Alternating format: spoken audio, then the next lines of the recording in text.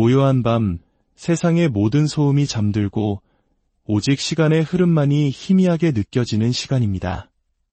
우리네 어머니, 할머니들이 고단한 하루의 끝에서 미처 풀지 못한 삶의 매듭을 뒤척임으로 풀어내던 그런 밤.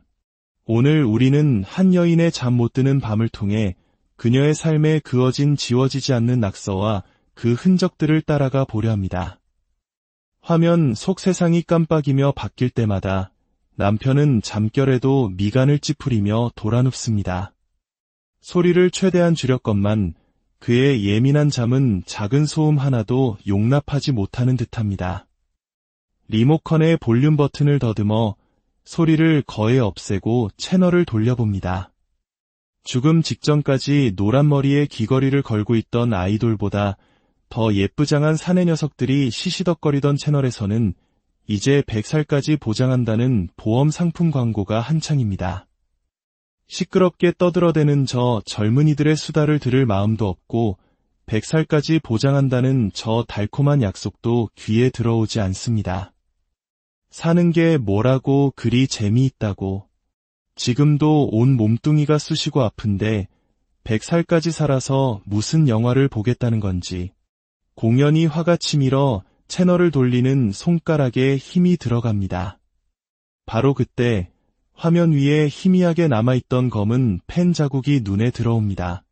보험을 광고하는 늙은 배우의 환한 얼굴을 가로지르는 검은 선. 아, 동진이 녀석짓입니다. 아침에 누나 수진이를 어린이집 차에 태워보내고 돌아와 보니 3살배기 동진이가 텔레비전 화면을 스케치북 삼아 그림을 그리고 있었습니다. 손과 방바닥은 온통 검은색으로 칠갑을 해놓았고요. 악을 쓰며 아이의 볼기를 몇 대 때려주고 나서 지운다고 지웠지만 덜 지워진 모양입니다. 그 검은 흔적이 화면 위에서 짓궂은 장난을 칩니다. 화면 중간쯤에 그어진 사선은 잘생긴 탤런트의 얼굴에 흉터를 만들기도 하고 웃고 있는 입을 틀어막기도 합니다. 광대뼈 미디나 눈 혹은 이마에 새겨진 실금 하나로 사람들의 인상이 순식간에 달라지는 것이 어쩐지 통쾌하기까지 합니다. 긴 생머리를 풀어헤친 여자 탤런트는 저 자국 하나로 금세 10년은 늙어 보였고 인상 좋던 아나운서의 얼굴도 이마, 주름 하나로 삶에 찌든 모습이 되어버렸습니다. 내 인생도 저럴 수는 없을까. 요즘 내 앞에 놓인 이 고단한 현실도 누군가가 그어놓은 저런 짓궂은 낙서였으면 좋겠습니다. 아무리 심해도 새로 도배만 하면 말끔해지고 물걸레로 싹싹 닦으면 깨끗하게 지워질 수 있는 그런 낙서 말입니다.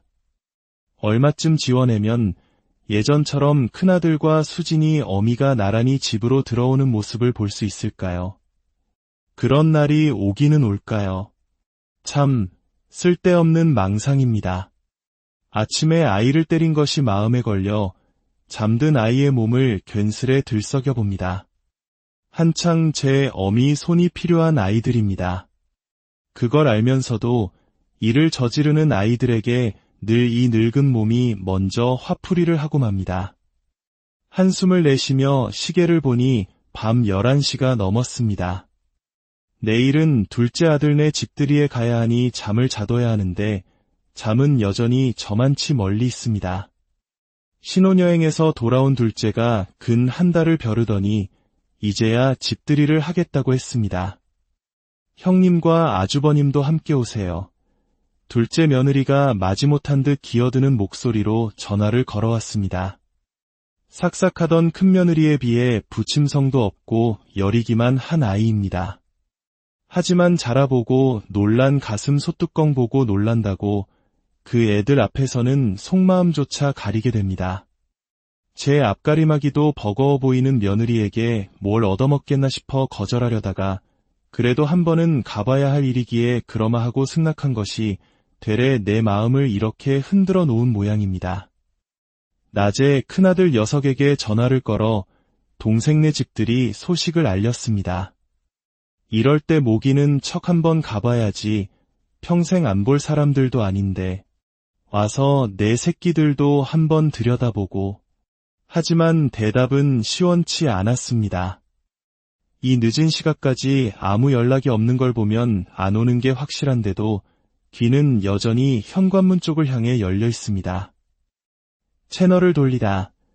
가수 이장희가 노래를 부르는 화면에 시선을 고정합니다. 그가 부르는 노래는 남편이 젊은 시절 내게 자주 불러주던 노래입니다. 벗겨진 머리와 굵은 주름. 예전에는 저런 늙은 사람들이 싫었는데 이제는 저런 모습이 오히려 부담 없어 좋습니다. 전화를 걸려고 종일 망설였네. 종일토록 번호판과 씨름했었네. 그러다가 당신이 받으면 끊었네. 오래된 노래가 꿈속에서도 기억을 두드렸던 걸까요? 남편이 돌아 누우며 중얼거립니다. 그만 자지, 피곤하다면서. 남편은 저 노래로 내게 사랑을 고백했었습니다. 그 뒤로도 저 노래를 부를 때면 기타줄을 뜯던 손을 멈추고는 그건 너 하며 손가락으로 나를 가리키곤 했습니다. 하지만 지금의 그는 그때의 그가 아닙니다. 지금 내 옆에 남아있는 그는 새로운 시간이 만들어낸 낯선 사람일 뿐입니다. 조금씩 변했기에 그 낯설음을 미처 느끼지 못했을 뿐 우리는 더 이상 그 시절의 우리가 아닙니다. 문득 잠든 손녀 수진이가 뒤척입니다. 한바탕 울고 난 뒤라 그런지 아이의 얼굴이 더 조망만해 보입니다. 핏기 없는 얼굴 위로 제 어미의 모습이 어른거립니다. 머리카락에 허옇게 묻은 것은 아마 밀가루일 겁니다. 저녁나절 저 어린 것에게 내가 참 심하게 굴었지요. 할머니, 나도 만두 만들고 싶다. 내일 아들네 가져갈 만두소를 버무리는데 수진이가 식탁 옆에 붙어 서서 칭얼거렸습니다. 뭔가 요구할 때면 다른 아이들처럼 떼를 쓰는 게 아니라 헛웃음을 치는 아이였습니다. 제 누나를 따라 동생 동진이까지 치맛자락을 붙잡고 늘어졌습니다. 귀찮게 달라붙는 아이들이 성가셨습니다.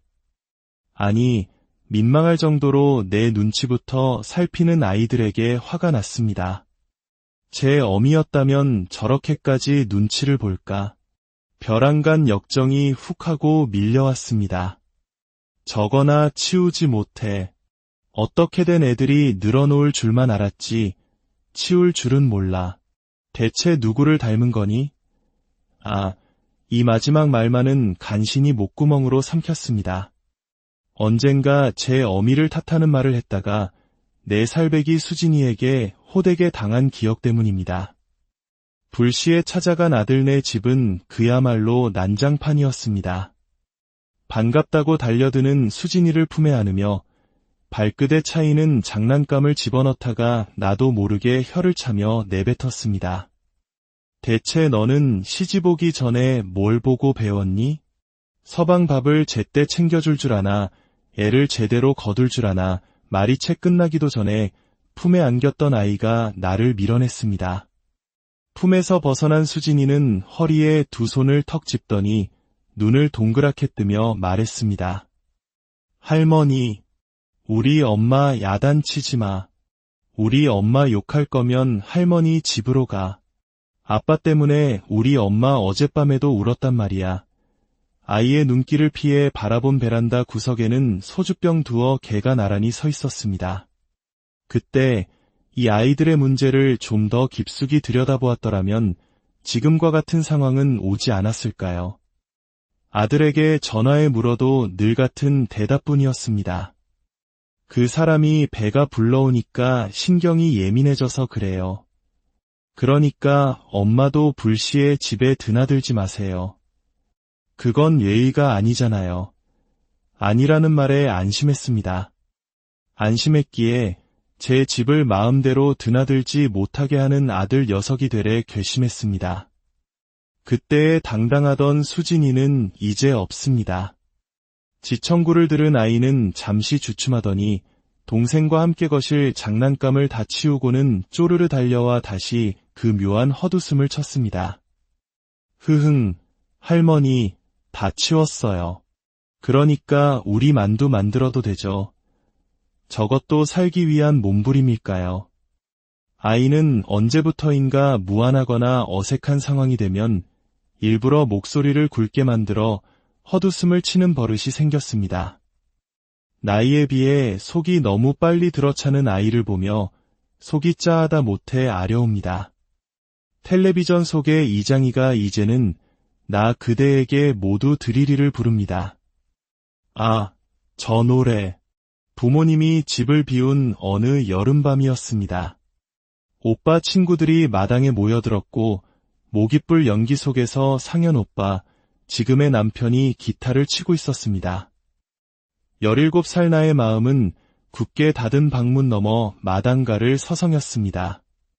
그들 틈에 끼고 싶었지만 쑥스러웠고 모른 척하자니 마음이 울렁거렸습니다. 그때 오빠가 나를 불렀습니다. 수키야, 와서 수박 좀 썰어라. 수박을 들고 나가자 오빠 친구들이 환호성을 질렀습니다. 우와, 수키가 언제 이렇게 아가씨가 됐냐. 그 시끌벅적한 소란 속에서 남편이 눈을 감고 이 노래를 불렀습니다. 나 그대에게 드릴 말 있네. 오늘 밤 문득 드릴 말 있네. 마치 나를 향한 고백처럼 들렸습니다. 그 감미로운 저음에 내 심장은 속절없이 내려앉았습니다. 그리고 24살에 나는 엄마가 되었습니다. 나도 저 방청객들처럼 자식들 다 키워놓고 남편과 여행이나 다니며 한가로운 노년을 보낼 줄 알았습니다. 그러나 우리 앞에 놓인 현실은 내가 꿈꾸던 것과는 너무나 달랐습니다. 문제는 늘 큰아들이었습니다. 사춘기 시절부터 툭하면 집을 뛰쳐나갔고 그럴 때마다 마음 여린 남편은 밤새 아들을 찾아 헤맸습니다. 오토바이를 훔쳐서 새 오토바이를 사주고 음악을 한다고 해서 드럼 세트를 들여놔 주었습니다. 하지만 아들은 귀신 들린 사람처럼 마음을 잡지 못했습니다. 그러던 어느 날 아들이 문 앞에서 머뭇거리며 서 있었습니다. 그의 등 뒤에는 배가 둥실 부른 여자가 서 있었습니다. 수진이 어미였습니다. 아들은 그렇게 대학 졸업을 앞두고 한 아이의 아비가 되었습니다. 그만큼 속을 썩였으면 잘 살아줄 법도 한데 둘은 툭하면 싸웠습니다. 그 꼴 보기 싫어 서둘러 분가를 시켰건만 아들은 부부싸움을 하고 나면 출근길에 수진이를 우리 집에 데려다 놓곤 했습니다. 결국 둘째 동진이가 태어나 돌도 되기 전에 둘은 갈라섰습니다. 엎친 데 덮친 격으로 아들은 주식을 한다며 회사 돈에 손을 댔습니다. 횡령죄로 유치장에 들어간 아들을 빼내기 위해 집을 담보로 대출을 받고 사채업자들을 만나 사정하는 몇 달 사이 남편의 머리는 하얗게 새어버렸습니다. 30년 넘게 공무원 생활을 하며 마련한 아파트를 처분의 빚을 갚고 서울 변두리의 작은 아파트로 이사해야 했습니다. 어린 것들은 하루아침에 내 차지가 되었습니다. 그런 아들에게 말이 곱게 나갈 리 없었습니다. 눈치 빠른 수진이는 내 목소리 톤만으로도 아빠와의 통화라는 것을 알아챘습니다. 어느 날 통화를 끝내고 나니 수진이가 제 동생 손을 잡고 나를 노려보며 서 있었습니다. 할머니, 왜 그렇게 우리 아빠를 미워해요? 삼촌 전화는 친절하게 받으면서 왜 우리 아빠 전화는 그렇게 냉정하게 받아요? 우리 아빠한테 갈 거예요. 기가 막혔습니다. 갈 곳도 없는 것들이 가겠다고 나서는 모습에서 제 어미의 모습이 보였습니다. 잘 배웠다. 툭하면 집 나가는 것까지 제 어미랑 똑같구나. 가라, 가. 내 서슬에 수진이의 작은 손에서 힘이 빠졌습니다. 현관까지 내려선 아이는 동생 손목을 잡고서도 차마 문 밖으로 나가지는 못했습니다. 그때 울음 섞인 아이의 목소리가 들렸습니다. 그래도 우리 아빠가 그렇게 나쁜 사람은 아니잖아요. 옛날에는 선풍기도 사주고 냉장고도 사줬잖아요. 그러면 착한 아들인 거잖아요. 흐흥. 지금도 우리 때문에 돈 벌러 다니는 거잖아요. 우리 잘 키우려고 그 웃음소리에 소름이 돋았습니다. 눈에는 눈물을 그렁그렁 매단 채 입으로는 웃고 있는 아이. 아들이 결혼 예단 대신이라며 내 생일에 사준 냉장고를 들먹이는 아이의 영악함에 혀를 내둘렀습니다. 이래서는 안 되겠다 싶어 얼른 달려가 아이를 보듬어 안았습니다. 그 후로 조심한다고는 하지만 아이의 헛웃음은 고쳐지지 않았습니다. 동진이가 몸을 뒤척이다 깨어납니다. 오줌을 가릴 나이가 지났건만 아이는 자면서 자꾸 오줌을 지립니다. 제 어미의 사랑이 모자라서 그런가 싶어 마음이 아픕니다. 아이를 안아다 소변을 보게 하고 내 옆자리에 눕힙니다. 아직 전내가 채 가시지 않은 아이의 몸에서 아릿한 슬픔이 느껴집니다. 며칠 전부터 장롱문에는 분홍색 드레스가 걸려 있습니다. 곧 있을 어린이집 졸업 파티 때 수진이가 입을 옷입니다. 할아버지가 사준 분홍색 구두까지 신고 아이는 하루 종일 공주처럼 집안을 돌아다녔습니다. 하지만 그 들뜬 모습 뒤에 가려진 아이의 속을 나는 알고 있습니다.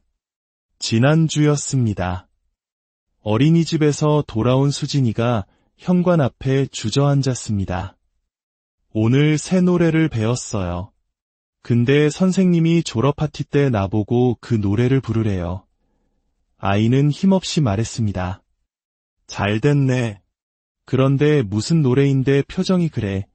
그러자 수진이가 물기 어린 눈으로 나를 올려다보며 노래를 흥얼거렸습니다. 엄마가 섬그늘에 굴 따러 가면 아이의 눈에서 눈물이 주르륵 흘러내렸습니다. 정작 보고 싶은 것은 노래 속 친구가 아니라 제 어미일 것입니다. 자꾸 마음과 다른 말을 하면 안 된다고 했지. 할머니한테는 속마음을 얘기해도 괜찮아 아이를 안아 다독이자 수진이가 망설이며 물었습니다. 할머니, 진짜로 솔직하게 말해도 돼요. 할머니, 화 안 낼 거예요. 그럼 괜찮다고 할미가 화 안 낼 테니 말해보라고 하자 아이의 입술이 실룩거리더니 이내 와락 울음을 터뜨렸습니다. 할머니, 엄마가 보고 싶어요. 엄마 한 번만 보게 해주세요. 네. 우리 엄마 한 번만 오라고 해주세요. 내가 노래하는 거 한 번만 보러 오라고 해요. 가슴이 뭉텅 베어져 나가는 것 같았습니다. 안으로만 삼키던 울음이 터져 나왔습니다. 제 누나 울음소리에 잠이 깬 동진이까지 다가와 누나 등에 엎어져 같이 울기 시작했습니다. 아이들이 한 목소리로 엄마를 찾으며 우는데 어쩌자고 이 어린 것들 속만도 못한 어른이 되었나 싶어 아이들을 버리고 간 며느리가 더욱 괘씸하고 미웠습니다. 텔레비전을 끕니다. 아이의 비릿한 전내와 함께 차가운 현실이 스며듭니다. 수진이 엄마를 아이의 졸업 파티에 오라고 해야 할까요? 말아야 할까요? 깜빡 잠이 들었나 봅니다. 현관 앞에서 부산스러운 소리가 들려나가 보니 아이들이 현관부터 거실 바닥까지 별 모양 스티커를 붙여놓고 있습니다. 오늘 이모 할머니 오시잖아요. 집을 예쁘게 꾸미는 거예요. 별 스티커로 길을 만드는 중인데 할머니는 싫어요. 작은 며느리에게 줄 그릇들을 챙기는데 수진이가 쪼르르 달려와 참견을 합니다. 작은 엄마 갖다 주려고. 손님을 초대하면 그릇이 많이 필요하거든.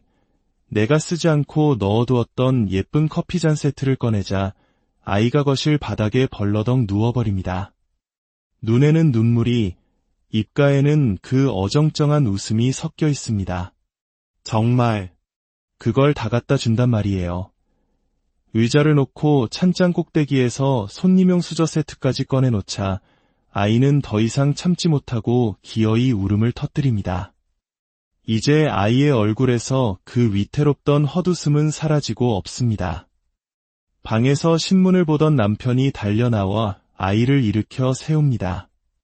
그저 모든 것이 미안하고 가슴 아픈 새벽입니다. 지워지지 않는 낙서처럼 우리 가족의 삶에 새겨진 이 상처들은 과연 언제쯤 희미해질 수 있을까요? 오늘 이야기가 여러분의 마음에 깊은 울림을 주었다면 구독과 좋아요를 통해 저희에게 힘을 실어주세요. 여러분의 따뜻한 마음이 모여 이 세상의 모든 상처받은 이들에게 작은 위로가 될 수 있기를 기도합니다. 여러분의 삶에 늘 하나님의 은총과 고요한 밤, 세상의 모든 소음이 잠들고 오직 시간의 흐름만이 희미하게 느껴지는 시간입니다. 우리네 어머니, 할머니들이 고단한 하루의 끝에서 미처 풀지 못한 삶의 매듭을 뒤척임으로 풀어내던 그런 밤. 오늘 우리는 한 여인의 잠 못 드는 밤을 통해 그녀의 삶에 그어진 지워지지 않는 낙서와 그 흔적들을 따라가 보려 합니다. 화면 속 세상이 깜빡이며 바뀔 때마다 남편은 잠결에도 미간을 찌푸리며 돌아눕습니다. 소리를 최대한 줄였건만 그의 예민한 잠은 작은 소음 하나도 용납하지 못하는 듯합니다. 리모컨의 볼륨 버튼을 더듬어 소리를 거의 없애고 채널을 돌려봅니다. 죽음 직전까지 노란 머리에 귀걸이를 걸고 있던 아이돌보다 더 예쁘장한 사내 녀석들이 시시덕거리던 채널에서는 이제 100살까지 보장한다는 보험 상품 광고가 한창입니다. 시끄럽게 떠들어대는 저 젊은이들의 수다를 들을 마음도 없고 100살까지 보장한다는 저 달콤한 약속도 귀에 들어오지 않습니다. 사는 게 뭐라고 그리 재미있다고. 지금도 온 몸뚱이가 쑤시고 아픈데 100살까지 살아서 무슨 영화를 보겠다는 건지. 공연히 화가 치밀어 채널을 돌리는 손가락에 힘이 들어갑니다.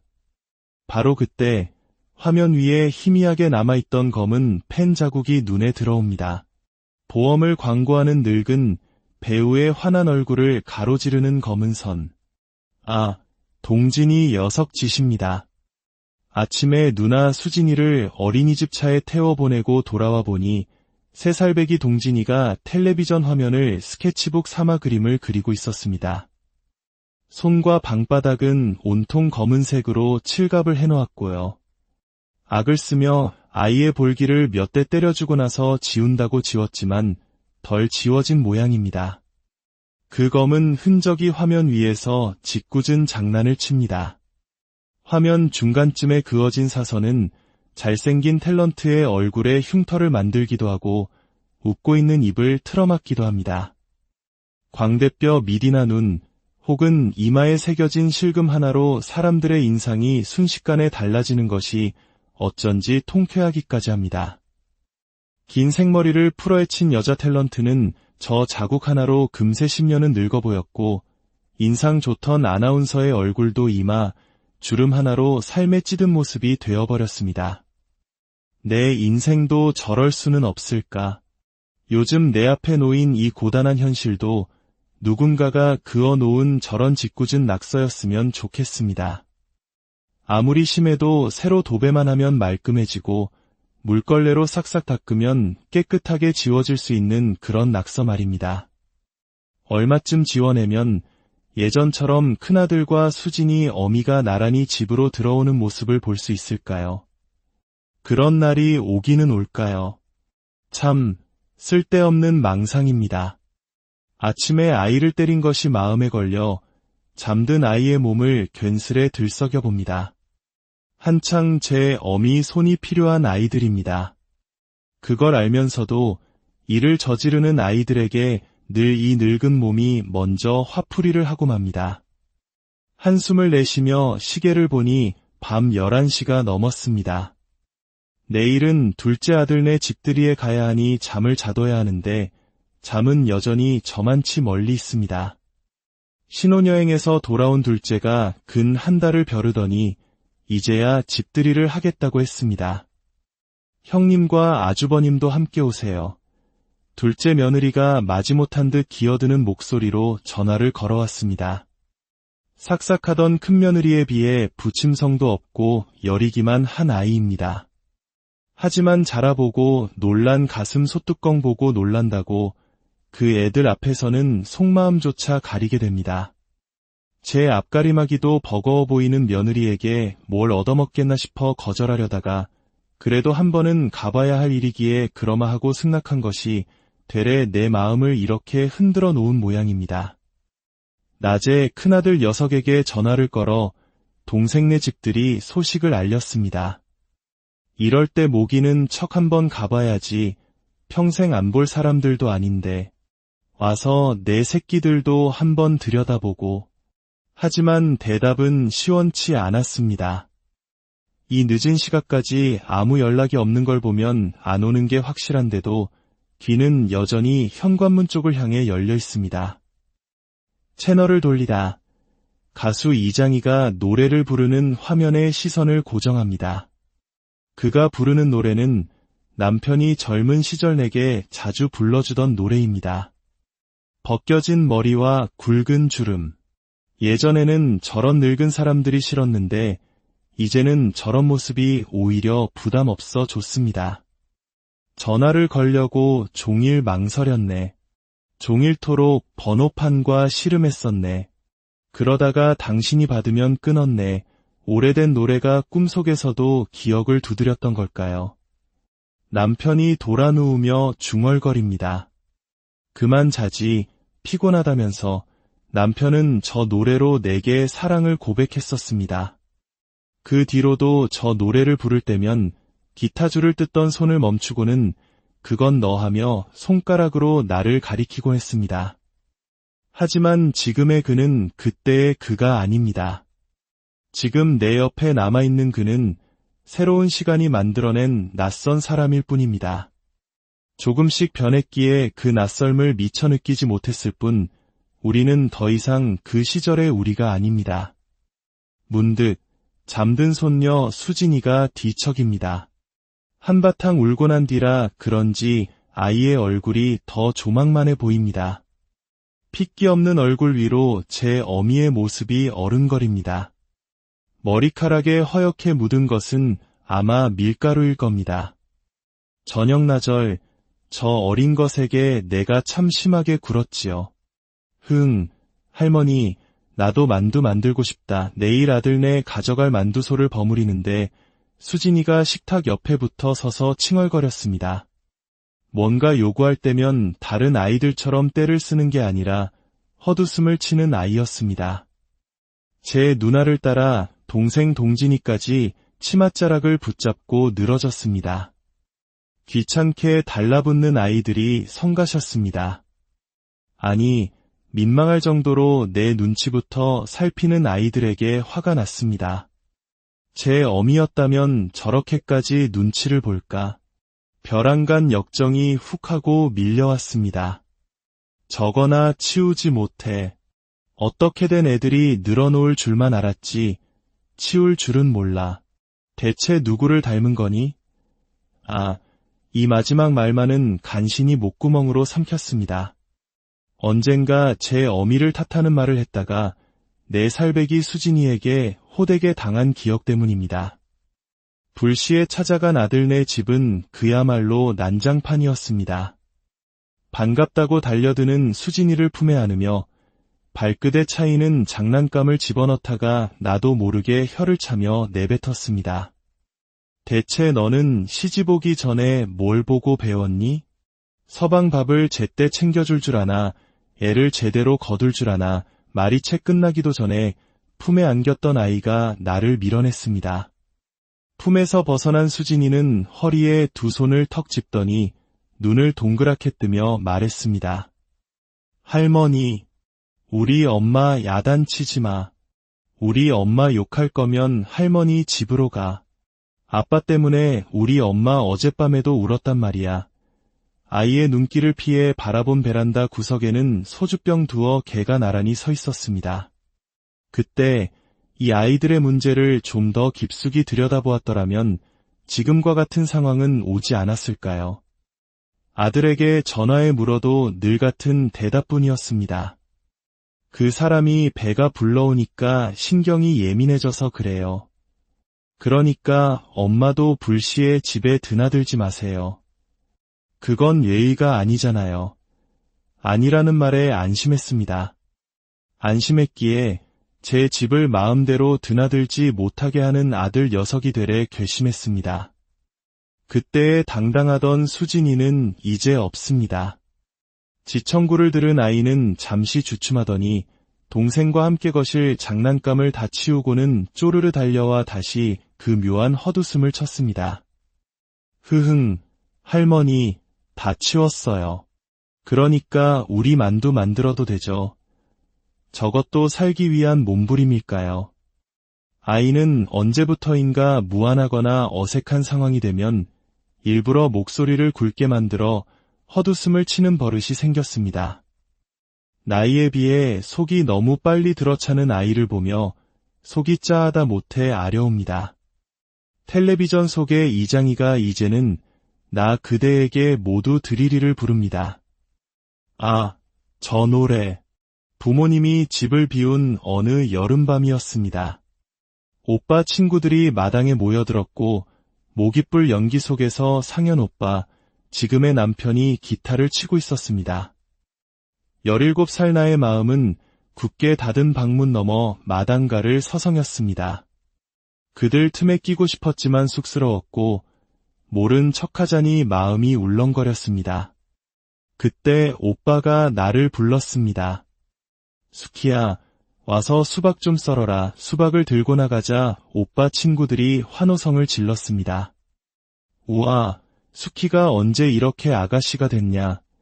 그 시끌벅적한 소란 속에서 남편이 눈을 감고 이 노래를 불렀습니다. 나 그대에게 드릴 말 있네. 오늘 밤 문득 드릴 말 있네. 마치 나를 향한 고백처럼 들렸습니다. 그 감미로운 저음에 내 심장은 속절없이 내려앉았습니다. 그리고 24살에 나는 엄마가 되었습니다. 나도 저 방청객들처럼 자식들 다 키워놓고 남편과 여행이나 다니며 한가로운 노년을 보낼 줄 알았습니다. 그러나 우리 앞에 놓인 현실은 내가 꿈꾸던 것과는 너무나 달랐습니다. 문제는 늘 큰아들이었습니다. 사춘기 시절부터 툭하면 집을 뛰쳐나갔고 그럴 때마다 마음 여린 남편은 밤새 아들을 찾아 헤맸습니다. 오토바이를 훔쳐서 새 오토바이를 사주고 음악을 한다고 해서 드럼 세트를 들여놔 주었습니다. 하지만 아들은 귀신 들린 사람처럼 마음을 잡지 못했습니다. 그러던 어느 날 아들이 문 앞에서 머뭇거리며 서 있었습니다. 그의 등 뒤에는 배가 둥실 부른 여자가 서 있었습니다. 수진이 어미였습니다. 아들은 그렇게 대학 졸업을 앞두고 한 아이의 아비가 되었습니다. 그만큼 속을 썩였으면 잘 살아줄 법도 한데 둘은 툭하면 싸웠습니다.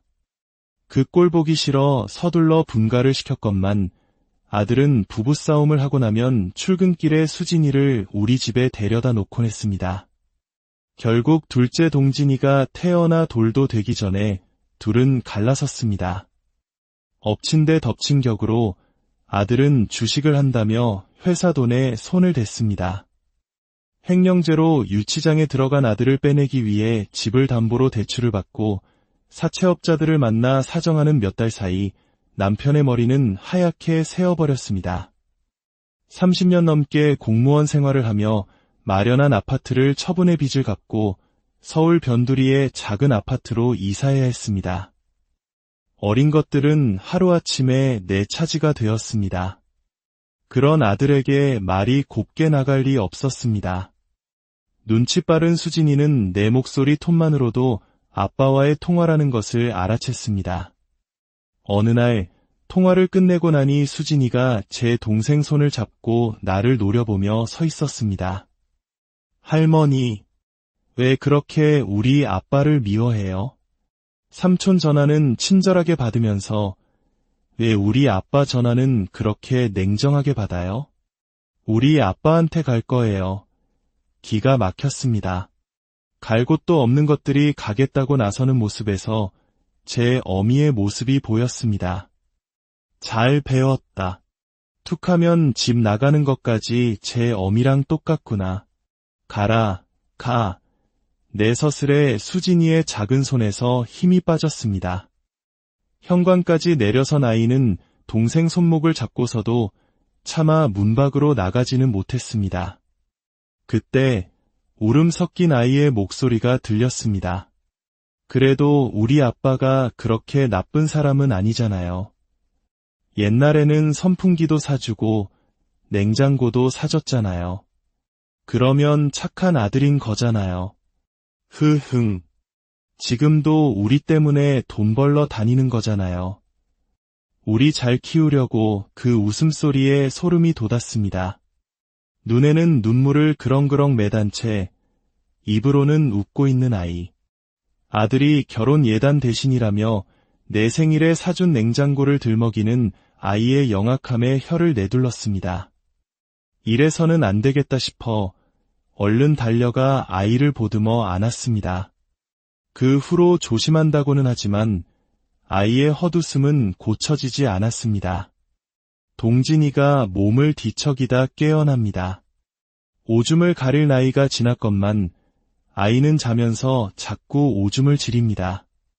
제 어미의 사랑이 모자라서 그런가 싶어 마음이 아픕니다. 아이를 안아다 소변을 보게 하고 내 옆자리에 눕힙니다. 아직 전내가 채 가시지 않은 아이의 몸에서 아릿한 슬픔이 느껴집니다. 며칠 전부터 장롱문에는 분홍색 드레스가 걸려 있습니다. 곧 있을 어린이집 졸업파티 때 수진이가 입을 옷입니다. 할아버지가 사준 분홍색 구두까지 신고 아이는 하루 종일 공주처럼 집안을 돌아다녔습니다. 하지만 그 들뜬 모습 뒤에 가려진 아이의 속을 나는 알고 있습니다. 지난주였습니다. 어린이집에서 돌아온 수진이가 현관 앞에 주저앉았습니다. 오늘 새 노래를 배웠어요. 근데 선생님이 졸업파티 때 나보고 그 노래를 부르래요. 아이는 힘없이 말했습니다. 잘 됐네. 그런데 무슨 노래인데 표정이 그래. 그러자 수진이가 물기 어린 눈으로 나를 올려다보며 노래를 흥얼거렸습니다. 엄마가 섬그늘에 굴 따러 가면 아이의 눈에서 눈물이 주르륵 흘러내렸습니다. 정작 보고 싶은 것은 노래 속 친구가 아니라 제 어미일 것입니다. 자꾸 마음과 다른 말을 하면 안 된다고 했지. 할머니한테는 속마음을 얘기해도 괜찮아 아이를 안아 다독이자 수진이가 망설이며 물었습니다. 할머니, 진짜로 솔직하게 말해도 돼요. 할머니, 화 안 낼 거예요.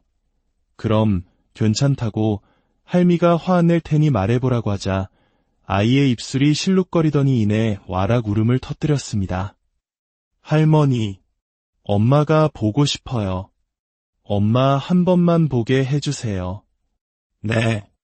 우리 엄마 한 번만 오라고 해주세요. 내가 노래하는 거 한 번만 보러 오라고 해요. 가슴이 뭉텅 베어져 나가는 것 같았습니다. 안으로만 삼키던 울음이 터져 나왔습니다. 제 누나 울음소리에 잠이 깬 동진이까지 다가와 누나 등에 엎어져 같이 울기 시작했습니다. 아이들이 한 목소리로 엄마를 찾으며 우는데 어쩌자고 이 어린 것들 속만도 못한 어른이 되었나 싶어 아이들을 버리고 간 며느리가 더욱 괘씸하고 미웠습니다. 텔레비전을 끕니다. 아이의 비릿한 전내와 함께 차가운 현실이 스며듭니다. 수진이 엄마를 아이의 졸업파티에 오라고 해야 할까요? 말아야 할까요? 깜빡 잠이 들었나 봅니다. 현관 앞에서 부산스러운 소리가 들려나가 보니 아이들이 현관부터 거실 바닥까지 별 모양 스티커를 붙여놓고 있습니다. 오늘 이모 할머니 오시잖아요. 집을 예쁘게 꾸미는 거예요. 별 스티커로 길을 만드는 중인데 할머니는 싫어요. 작은 며느리에게 줄 그릇들을 챙기는데 수진이가 쪼르르 달려와 참견을 합니다. 작은 엄마 갖다 주려고. 손님을 초대하면 그릇이 많이 필요하거든. 내가 쓰지 않고 넣어두었던 예쁜 커피잔 세트를 꺼내자 아이가 거실 바닥에 벌러덩 누워버립니다. 눈에는 눈물이, 입가에는 그 어정쩡한 웃음이 섞여 있습니다. 정말 그걸 다 갖다 준단 말이에요.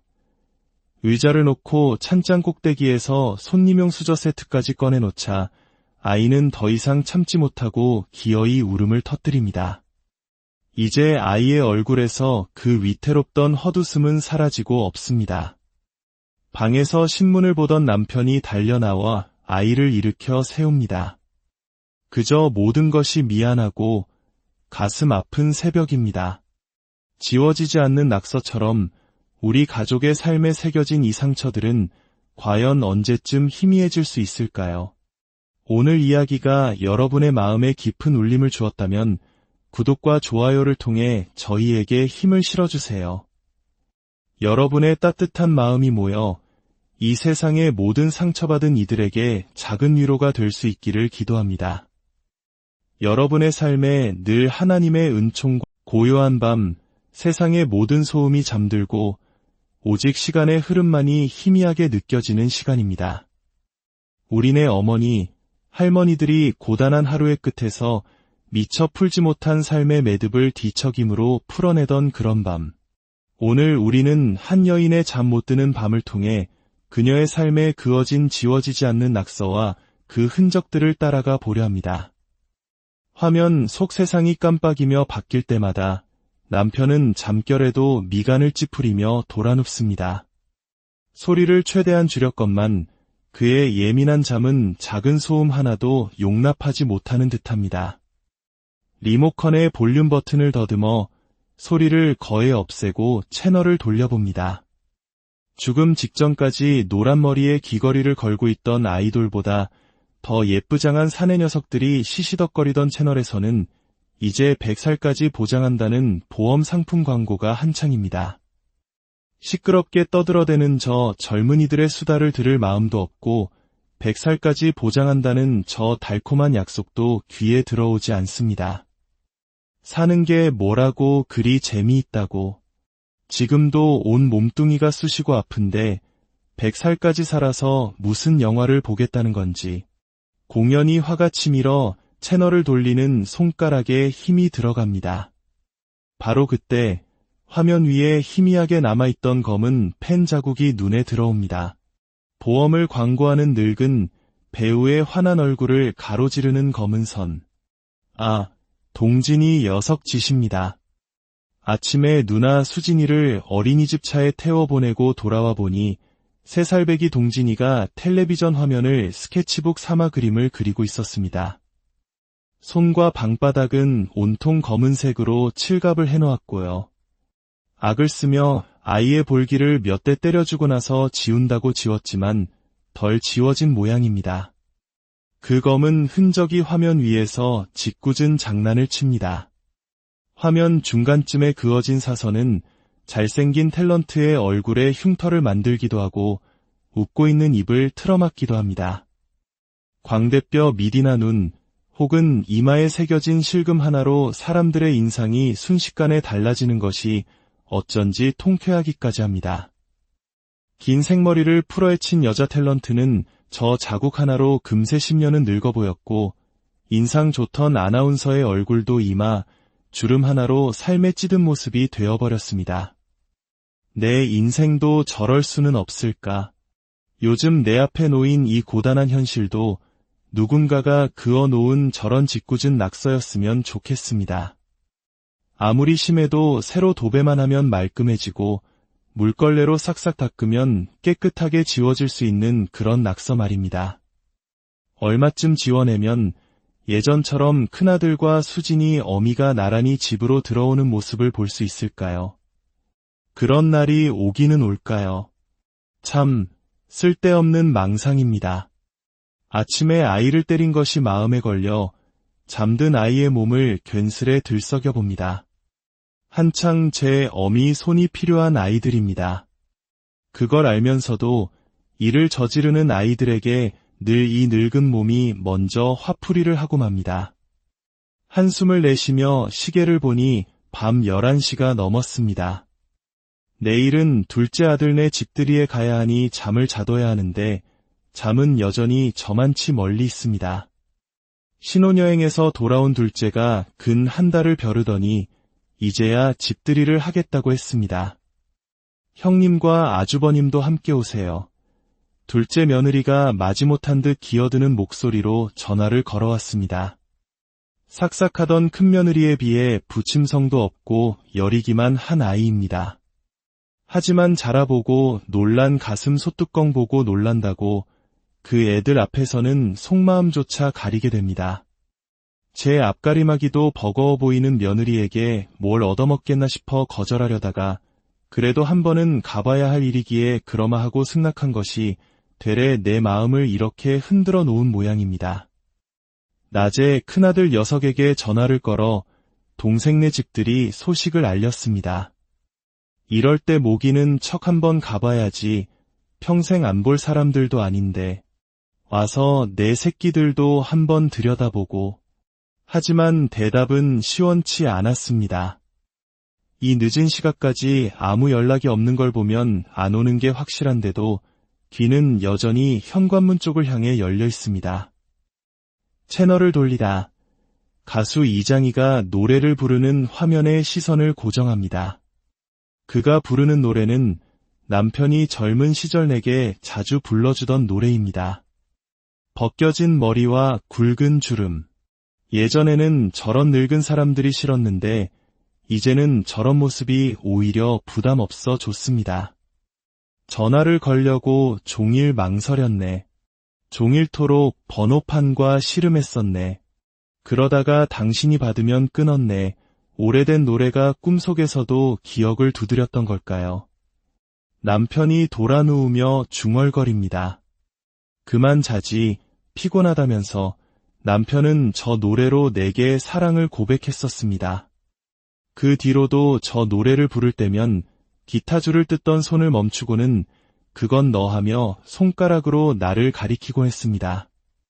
하지만 지금의 그는 그때의 그가 아닙니다. 지금 내 옆에 남아있는 그는 새로운 시간이 만들어낸 낯선 사람일 뿐입니다.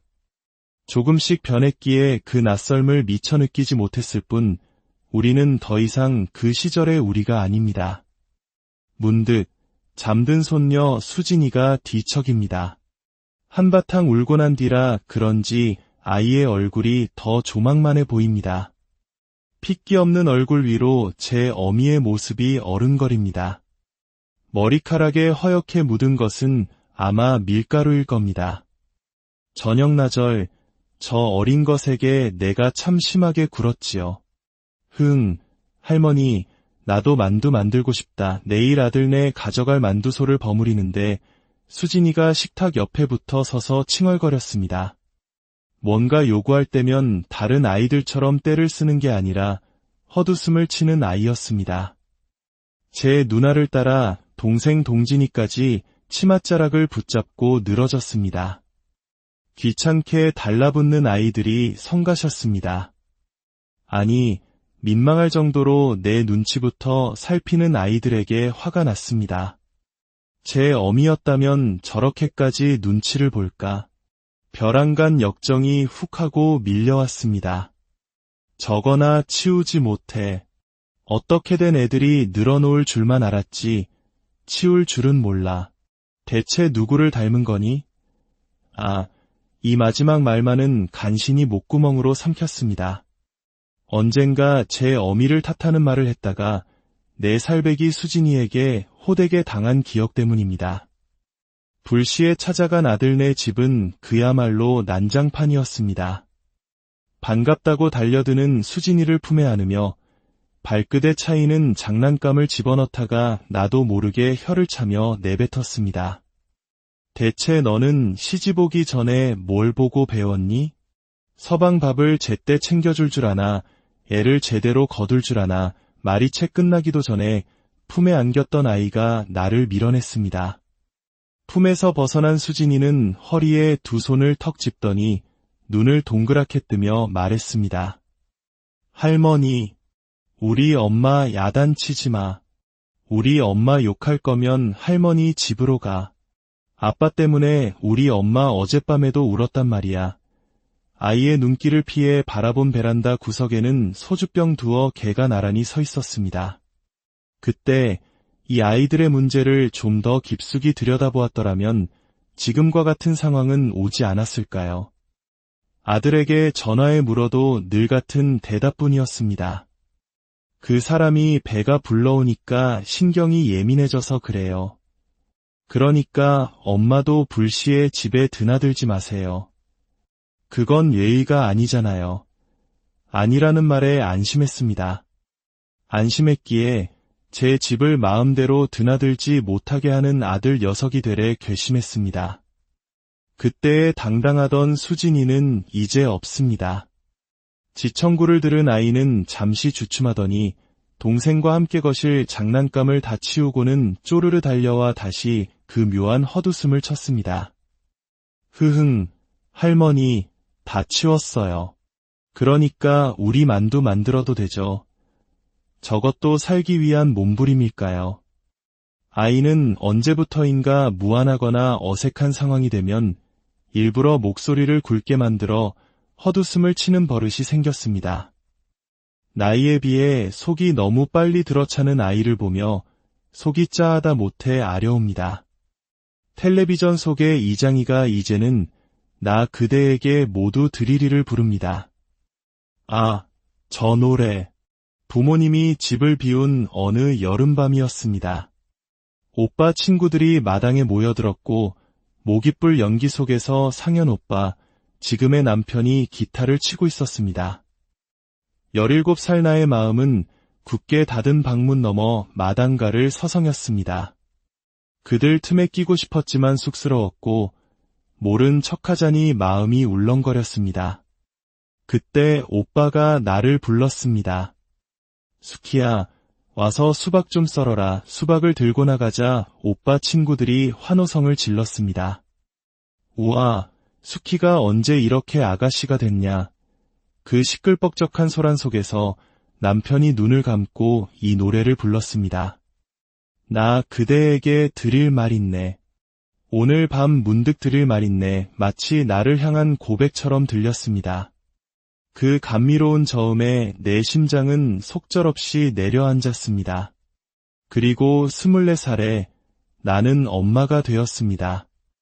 나도 저 방청객들처럼 자식들 다 키워놓고 남편과 여행이나 다니며 한가로운 노년을 보낼 줄 알았습니다.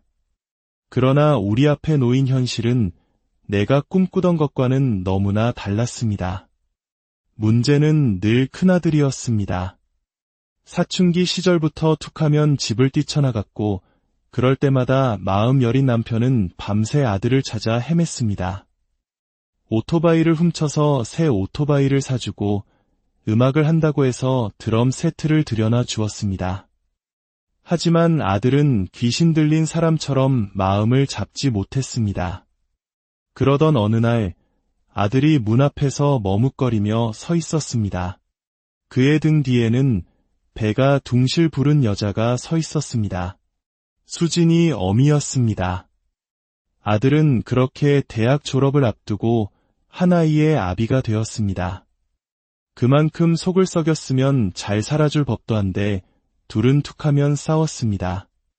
그 꼴 보기 싫어 서둘러 분가를 시켰건만 아들은 부부싸움을 하고 나면 출근길에 수진이를 우리 집에 데려다 놓곤 했습니다. 결국 둘째 동진이가 태어나 돌도 되기 전에 둘은 갈라섰습니다. 엎친 데 덮친 격으로 아들은 주식을 한다며 회사 돈에 손을 댔습니다. 횡령죄로 유치장에 들어간 아들을 빼내기 위해 집을 담보로 대출을 받고 사채업자들을 만나 사정하는 몇 달 사이 남편의 머리는 하얗게 새어버렸습니다. 30년 넘게 공무원 생활을 하며 마련한 아파트를 처분의 빚을 갚고 서울 변두리의 작은 아파트로 이사해야 했습니다. 어린 것들은 하루아침에 내 차지가 되었습니다. 그런 아들에게 말이 곱게 나갈 리 없었습니다. 눈치 빠른 수진이는 내 목소리 톤만으로도 아빠와의 통화라는 것을 알아챘습니다. 어느 날 통화를 끝내고 나니 수진이가 제 동생 손을 잡고 나를 노려보며 서 있었습니다. 할머니, 왜 그렇게 우리 아빠를 미워해요? 삼촌 전화는 친절하게 받으면서 왜 우리 아빠 전화는 그렇게 냉정하게 받아요? 우리 아빠한테 갈 거예요. 기가 막혔습니다. 갈 곳도 없는 것들이 가겠다고 나서는 모습에서 제 어미의 모습이 보였습니다. 잘 배웠다. 툭하면 집 나가는 것까지 제 어미랑 똑같구나. 가라, 가. 내 서슬에 수진이의 작은 손에서 힘이 빠졌습니다. 현관까지 내려선 아이는 동생 손목을 잡고서도 차마 문 밖으로 나가지는 못했습니다. 그때 울음 섞인 아이의 목소리가 들렸습니다. 그래도 우리 아빠가 그렇게 나쁜 사람은 아니잖아요. 옛날에는 선풍기도 사주고 냉장고도 사줬잖아요. 그러면 착한 아들인 거잖아요. 흐흥. 지금도 우리 때문에 돈 벌러 다니는 거잖아요. 우리 잘 키우려고 그 웃음소리에 소름이 돋았습니다. 눈에는 눈물을 그렁그렁 매단 채 입으로는 웃고 있는 아이. 아들이 결혼 예단 대신이라며 내 생일에 사준 냉장고를 들먹이는 아이의 영악함에 혀를 내둘렀습니다. 이래서는 안 되겠다 싶어 얼른 달려가 아이를 보듬어 안았습니다.